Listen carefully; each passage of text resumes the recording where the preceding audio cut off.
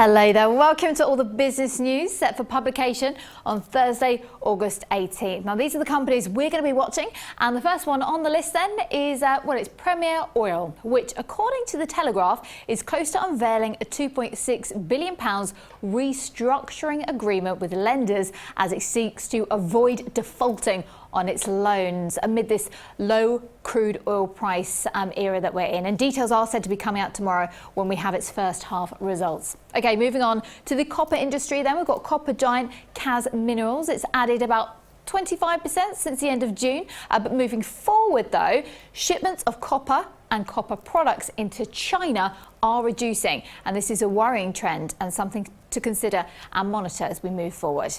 Moving on then, it's Yevras, which actually reported a fall in production across all of its units in the first half of the year, with a drop in steel production and earnings, which are expected to continue this year and indeed next year as well. All right, DIY retailer Kingfisher then.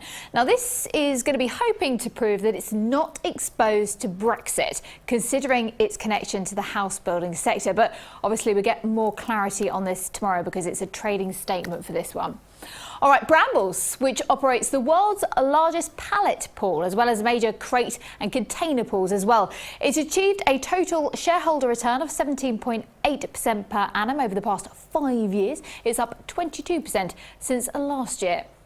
Applied Materials, let's talk about that one, because actually it's doing very well on the service front and has witnessed 10 consecutive quarters of year-on-year growth, with a strong position in China, and expects a third quarter fiscal 2016 revenue to increase 14 to 18%. Nestlé, I'm sure you've all heard of this one. It's probably most famous for its chocolate, but it also has tons of other things as well. It does Coffee Mate, Haagen-Dazs, the ice cream, and Hot Pockets frozen food as well. So it's not all about the chocolate. Now it's delivered solid dividends over the years, and investors expect the food giant to continue producing consistent growth. Finally, the biggest one of the day, though, it has to be Walmart because, well, it's the world's biggest retailer. Everyone at the moment is talking about the buy of e-tailer Jet.com. Now, they bought this for $3 billion, which shows that it's still putting up a fight for this online market share that Amazon.com obviously dominates at the moment.